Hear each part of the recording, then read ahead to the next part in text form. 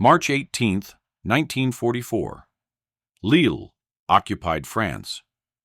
Marcel Duchamp kneels in the shadows beneath a German Opel Blitz transport truck, a hacksaw in his hand, and 6 minutes before the next guard patrol.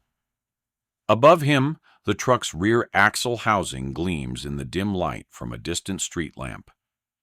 The axle is steel, hardened, designed to carry 3 tons of cargo across the worst roads in Europe. It would take a cutting torch 20 minutes to sever it. Marcel has 6 minutes and a hacksaw. He's not trying to cut through the axle. That would be impossible, and even if he could, the damage would be immediately visible. The truck would be towed to a repair depot. The sabotage would be obvious, and security would intensify. Instead, Marcel is making a cut so small, so precise, so perfectly positioned that the axle will fail catastrophically 3 days and approximately 200 kilometers from now, in the middle of nowhere, with no obvious evidence of sabotage. He's going to cut exactly 40% through the axle housing at the point of maximum stress concentration. The remaining 60% will hold under static load. The truck will drive normally. It will pass inspection. It will be loaded with supplies. It will leave Lille heading toward the front lines. And somewhere between here and there, under operational stress, the weakened axle will snap, the truck will collapse, and 3 tons of German supplies will be stranded on a French road. 1 truck disabled, 1 hacksaw, 1 6-minute operation. Marcel has done this 119 times in the past 4 months. Tonight makes 120. The German Wehrmacht is about to lose an entire transport company to backyard saw cuts, and they will never understand why their trucks keep breaking down in the middle of nowhere with no obvious mechanical defects. Vehicle sabotage in occupied France is supposed to be dramatic. Resistance fighters blow up trains, burn supply depots, ambush convoys. The Free French and the communist FTP MOI execute spectacular operations that make headlines in underground newspapers. But spectacular sabotage invites spectacular retaliation. Blow up a train, the Germans execute 50 hostages. Ambush a convoy, they burn a village. The Gestapo's reprisal policy is explicit. 10 French civilians executed for every German soldier killed, collective punishment for sabotage. By March 1944, resistance groups are facing an impossible calculation. Sabotage is necessary to support the coming Allied invasion. But every operation kills French civilians through German reprisals. The resistance needs sabotage that's effective but invisible. Sabotage that disables German logistics without triggering reprisals. Sabotage that looks like mechanical failure rather than enemy action. What they need is someone who understands how machines fail. Someone who can create failures that look natural. Someone who knows exactly where to cut, how deep to cut, and when the failure will occur. Marcel Duchamp is that someone. And he's about to demonstrate that a hacksaw can be deadlier than a bomb. The Opel Blitz is Germany's primary military transport vehicle. 3-ton cargo capacity, 6-cylinder gasoline engine, rear-wheel drive, designed for reliability under extreme conditions. By 1944, Germany has built over 100,000 of them. They're the backbone of Wehrmacht logistics, carrying ammunition, food, fuel, personnel, everything an army needs to function. The Opel Blitz is designed to survive. Over-engineered, redundant systems, robust construction. Break one component, and the truck can often limp to a repair depot. Which is why conventional sabotage doesn't work well. Slash the tires. The truck has spares. Cut fuel lines. They can be temporarily repaired. Disable the engine. It can be towed. Destroying an Opel Blitz requires either explosives, dramatic, obvious, triggers reprisals, or comprehensive mechanical damage that takes hours to inflict, too time-consuming, too risky. Unless you understand structural engineering and fatigue failure, then you can disable the truck with 6 minutes of work and a tool that costs 3 francs. Marcel Duchamp should not understand structural engineering. Born January 12, 1909, in Lille, France, Marcel is the son of a factory foreman and a seamstress. He completes only 8 years of formal education before apprenticing as an automobile mechanic at age 15. By 1930, he's running his own small garage, repairing cars for middle-class families. No engineering degree, no formal metallurgy training. Just practical knowledge accumulated from 15 years of fixing broken vehicles. But Marcel has one unusual skill. He can predict how things will break. When a customer brings in a car with mysterious vibration, Marcel doesn't just fix the immediate problem. He examines stress points, looks for fatigue cracks, identifies components that will fail next. His diagnostic accuracy is uncanny. Other mechanics call him the fortune teller because he predicts failures before they happen. What they don't understand is that Marcel isn't predicting, he's calculating. He sees stress concentrations. He understands fatigue mechanics. He knows that metal fails at predictable points under predictable loads. When Germany occupies France in 1940, Marcel continues operating his garage. The Germans require civilian mechanics to repair their vehicles. Marcel has no choice. He repairs German trucks, German cars, German motorcycles. He hates it, but the alternative is arrest or execution. In 1943, a resistance courier named Sophie Bernard approaches Marcel. "We need someone who understands German vehicles. I repair them. I don't sabotage them. We're not asking you to blow them up. We need something subtler." "How subtle?" "Subtle enough that Germans think it's mechanical failure, not sabotage." Marcel considers this. Obvious sabotage gets people killed. 50 hostages executed for a burned supply depot. 10 civilians shot for an ambushed convoy. The reprisal mathematics are brutal. But mechanical failures don't trigger reprisals. Trucks break down. That's normal. The Germans investigate, find a failed component, repair or replace the vehicle, and move on. No executions, no collective punishment. "What do you need?" Marcel asks. "Disabled trucks. As many as possible, without obvious sabotage." "How long do I have per truck?" "If you're working alone at night, maybe 5 to 10 minutes before patrols pass." "I can work with that." Sophie provides Marcel with intelligence. German truck park locations, patrol schedules, vehicle departure times. Marcel begins planning. He needs to create failures that are catastrophic enough to disable trucks, but subtle enough to appear natural. The key is understanding stress concentration and fatigue failure.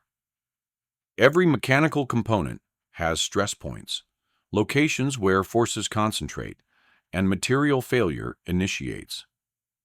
For an Opel Blitz truck, the critical stress point is the rear axle housing at the point where it mounts to the differential. This location experiences maximum bending stress when the truck is loaded and driving over rough roads. It's the perfect sabotage target. Cut partially through the axle housing at this point, and the truck will function normally under light loads.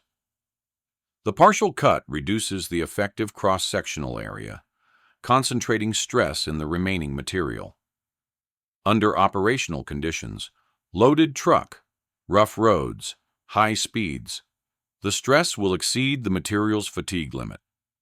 Microscopic cracks will propagate. Eventually, the axle housing will fracture catastrophically.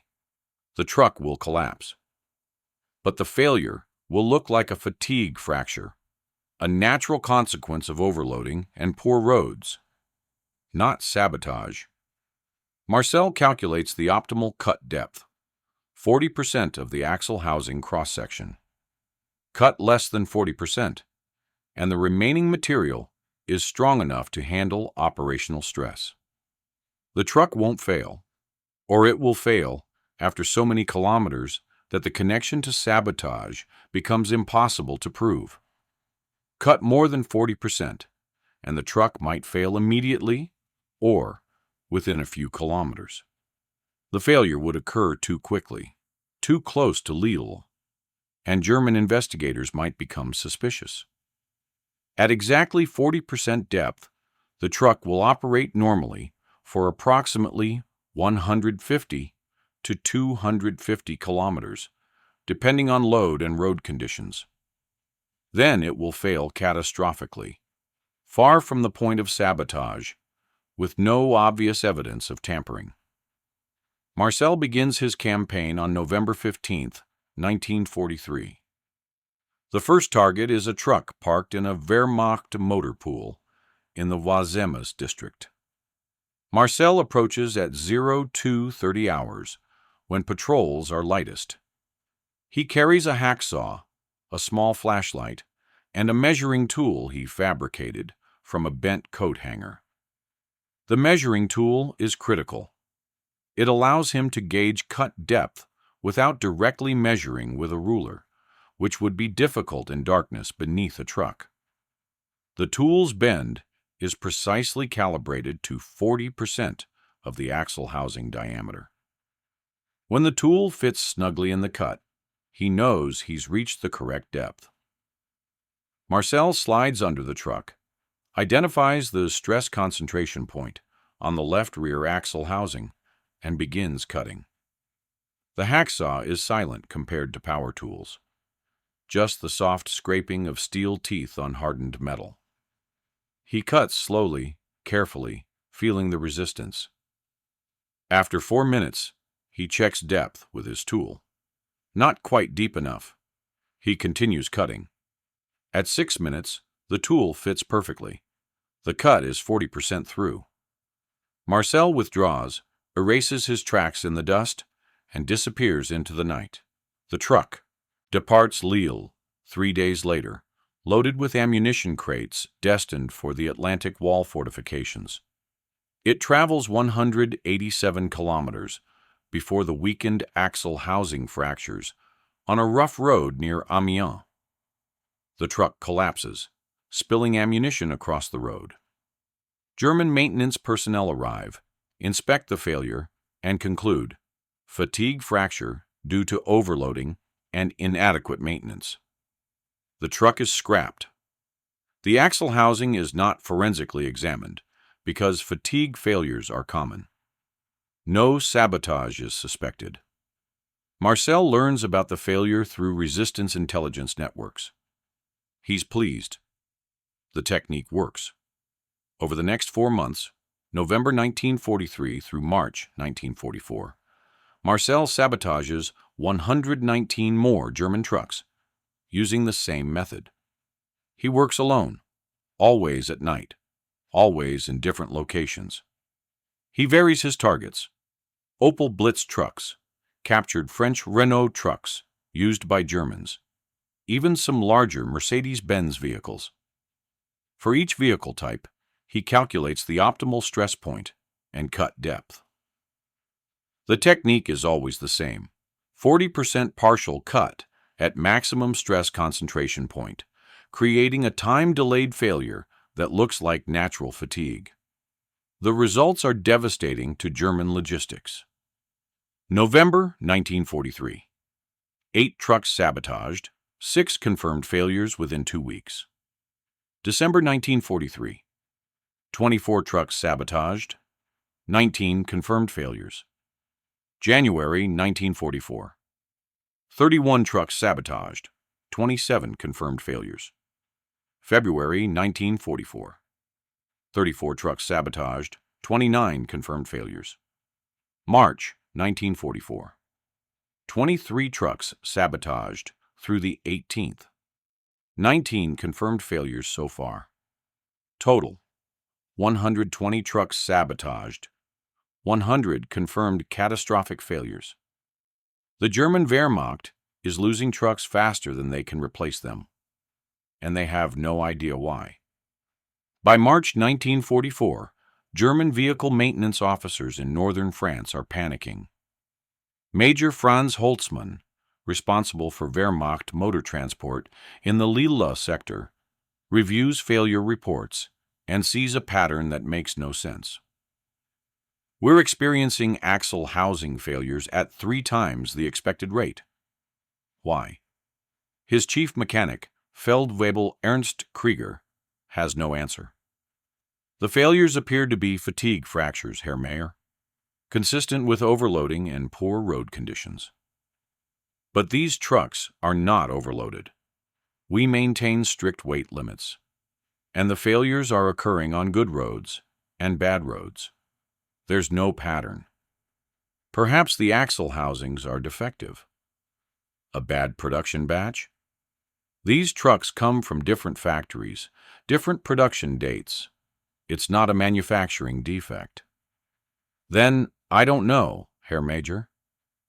Holtzmann orders comprehensive inspections of all trucks in the Lille motor pools. Maintenance crews examine axles, looking for cracks, wear, damage. They find nothing. The trucks that haven't failed yet appear mechanically sound. They don't think to look for partial cuts, because partial cuts shouldn't exist. Why would someone cut part-way through an axle and stop? It makes no sense. Either you cut all the way through, obvious sabotage, or you don't cut at all. Cutting partway through achieves nothing, except it achieves exactly what Marcel wants: time-delayed, catastrophic failure that looks natural. The German investigation concludes that the failures are due to inadequate French road infrastructure and excessive operational demands. They recommend reducing loads and speeds. This helps slightly, but trucks continue failing because the damage is already done. You can't uncut a partial cut. On March 19, 1944, the Gestapo gets involved. They've noticed that vehicle failures are concentrated in the Lille region. Perhaps it's sabotage. Hauptsturmführer Klaus Brenner orders interrogation of French mechanics who have access to German vehicles. 32 mechanics are arrested, including Marcel Duchamp.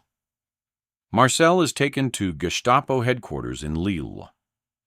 The interrogation is brutal, but not immediately focused on vehicle sabotage. The Gestapo suspects him of being a resistance member, which he is, but they don't specifically ask about truck axles. You repair German vehicles. Do you sabotage them? No, I repair them properly. My work is documented. You have access to military motor pools. Only when German officers bring vehicles to my garage. I don't have access to motor pools. This is technically true. Marcel sabotages trucks in motor pools, but he doesn't have official access. He breaks in at night. Have you noticed anything suspicious? Other mechanics damaging vehicles? No. German vehicles are well built, but they're overworked. France's roads are terrible. Breakdowns are inevitable. Brenner has no evidence. The truck failures show no obvious sabotage. Marcel's repair work is documented and professional. After 8 hours of interrogation and moderate torture, they release him with a warning. Marcel knows he's been lucky. The Gestapo is looking for sabotage, but they're looking for the wrong kind. They're looking for cut fuel lines, drained oil, sugar in gas tanks, obvious damage. They're not looking for precision cuts at stress concentration points. But Marcel decides to stop. 120 trucks is enough. The risk is too high. He returns to his garage and resumes normal repair work. Over the next 3 months, March through May 1944, the remaining sabotaged trucks fail. Final tally: 120 trucks sabotaged, 114 confirmed catastrophic failures, 6 trucks either repaired before failure or failures not reported. The average failure occurred 198 kilometers from Lille, 4.3 days after the vehicle was sabotaged. The German Wehrmacht lost 114 trucks without ever discovering they were sabotaged. June 6, 1944. D-Day. Allied forces invade Normandy. The German response is delayed by logistics failures. Reinforcements are slow to arrive because transport is inadequate. The Wehrmacht in northern France is short approximately 120 trucks. Those trucks are scattered across France, broken down on roadsides, scrapped in repair depots, their axle housings fractured at stress concentration points. Marcel's sabotage is a contributing factor to the successful Allied invasion. Not the primary factor, but a factor. 114 disabled trucks means delayed reinforcements, disrupted supply lines, reduced German mobility at the critical moment.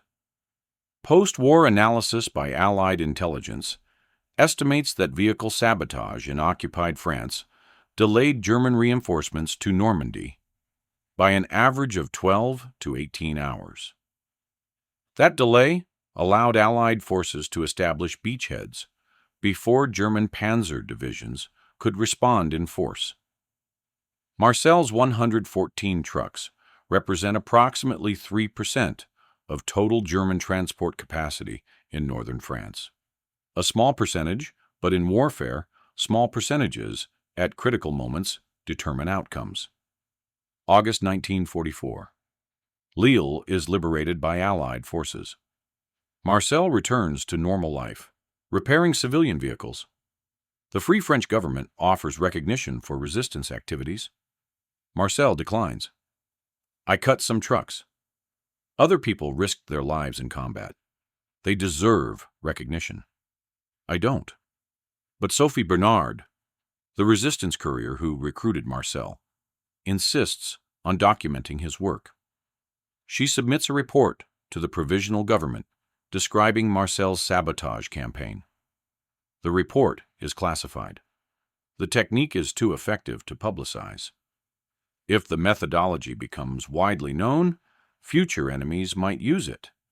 Better to keep it quiet. In 1947, French military intelligence interviews Marcel as part of a study on effective sabotage techniques.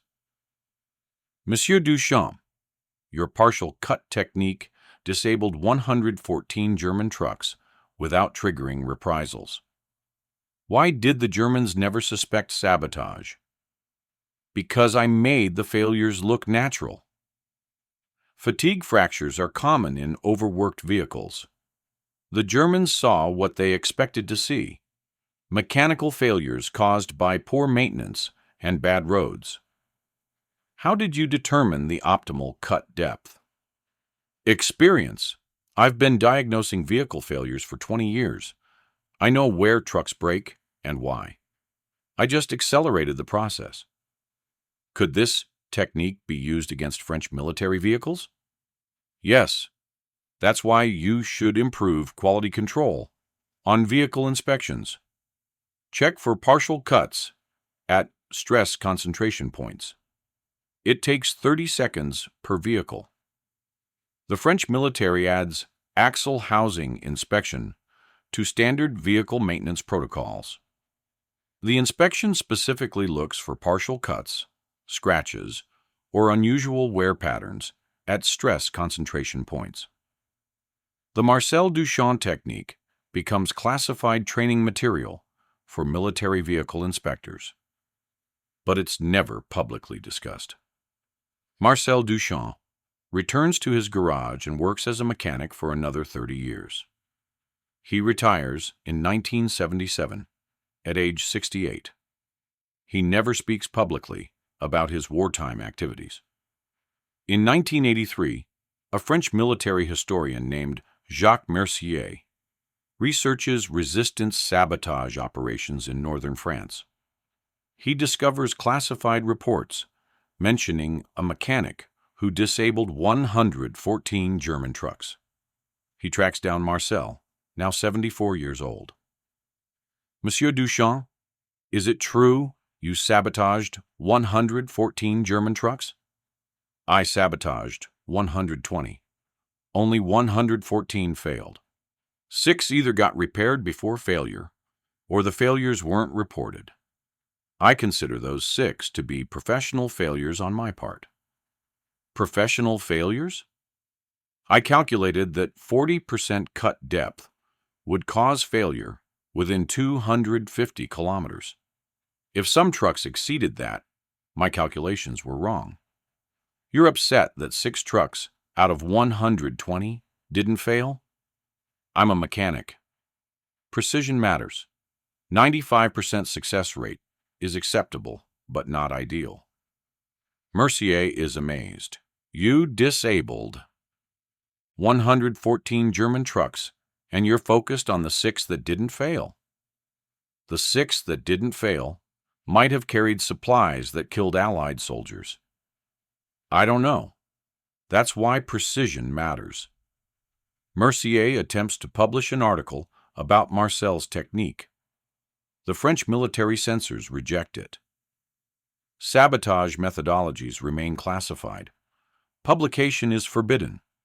The article is not published until 1998, after the relevant documents are declassified. By then, Marcel is 89 years old and living in a nursing home. The article appears in a specialized military history journal. It's read by approximately 800 people, mostly military historians and vehicle engineers. The German perspective on Marcel's sabotage campaign is documented in captured Wehrmacht logistics reports. A report dated April 1944 states, unusual rate of axle housing failures in Lille sector. Cause unknown. Fatigue testing of surviving axle housings reveals no manufacturing defects. Recommend increased maintenance intervals and reduced operational loads. The Germans never discovered the sabotage. Post-war interrogations of Wehrmacht vehicle maintenance personnel confirmed they attributed the failures to poor roads and overloading, not enemy action. One captured German maintenance officer, interviewed in 1946. We lost many trucks in France to mechanical failures. The roads were terrible, and we pushed vehicles beyond their design limits. The French resistance was more focused on dramatic operations, trains, and bridges. They didn't sabotage individual vehicles. That would have been too much work for too little effect. He was wrong. Marcel sabotaged 120 vehicles. The effect was 114 disabled trucks at the critical moment of the war. Modern vehicle forensics would detect Marcel's technique immediately. X-ray inspection, ultrasonic testing, and automated inspection systems can identify partial cuts that are invisible to visual inspection. But in 1944, those technologies didn't exist. Visual inspection was the standard, and visual inspection doesn't detect cuts hidden in shadow beneath a truck. Marcel Duchamp dies on June 15, 2002, at age 93. His obituary in the local Lille newspaper mentions he was a mechanic for 50 years and served in the resistance. It does not mention the 114 trucks. In 2004, the French Ministry of Defense declassifies Marcel's resistance file. The file contains detailed reports of his sabotage operations, including diagrams showing cut locations and depth calculations. The ministry offers to posthumously award Marcel the Legion of Honor. His daughter, Marie Claire, accepts on his behalf. At the ceremony, she reads a statement her father wrote in 1995. "I didn't sabotage trucks for glory or recognition. I did it because it was effective, and it didn't get French civilians killed. Every spectacular resistance operation resulted in German reprisals. 50 hostages executed. Villages burned. I wanted to hurt the Germans without hurting French people. A hacksaw and 6 minutes per truck achieved that.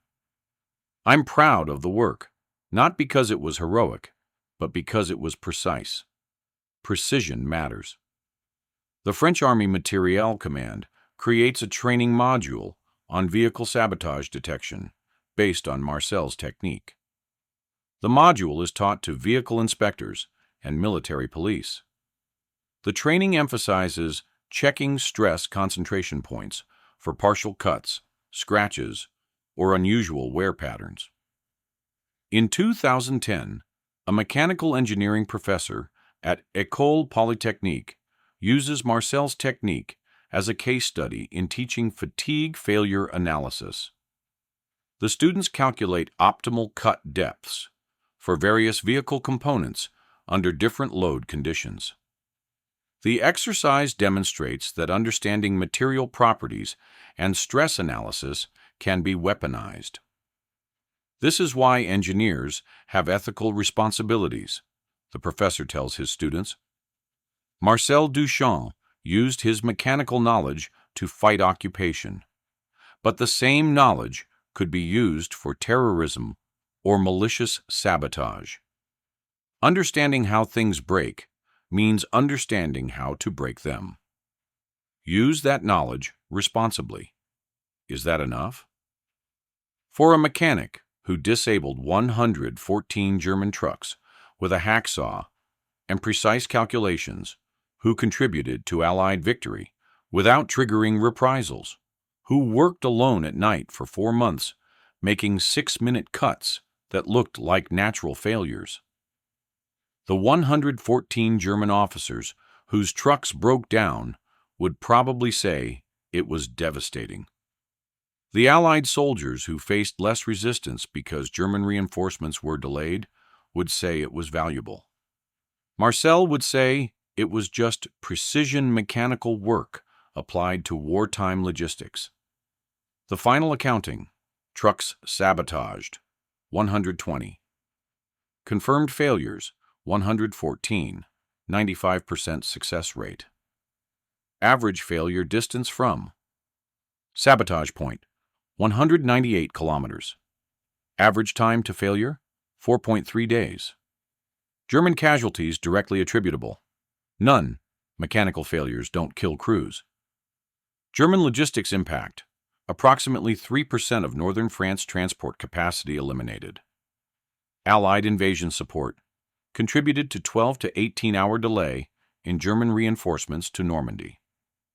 French civilian casualties from reprisals: 0.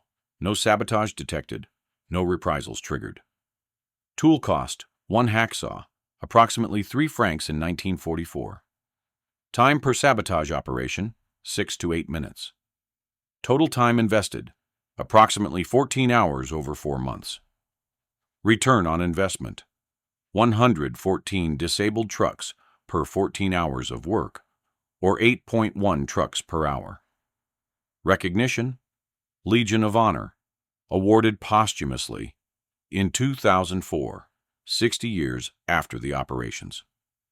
Marcel's lasting contribution demonstrated that effective sabotage doesn't require explosives or drama, just understanding of how systems fail and precision in creating those failures. Sometimes the most effective weapon is the one that looks like an accident. Sometimes the greatest sabotage is the one the enemy never detects. Sometimes the most valuable resistance member is the mechanic who knows exactly where to cut, how deep to cut, and when the failure will occur. Marcel Duchamp was that mechanic.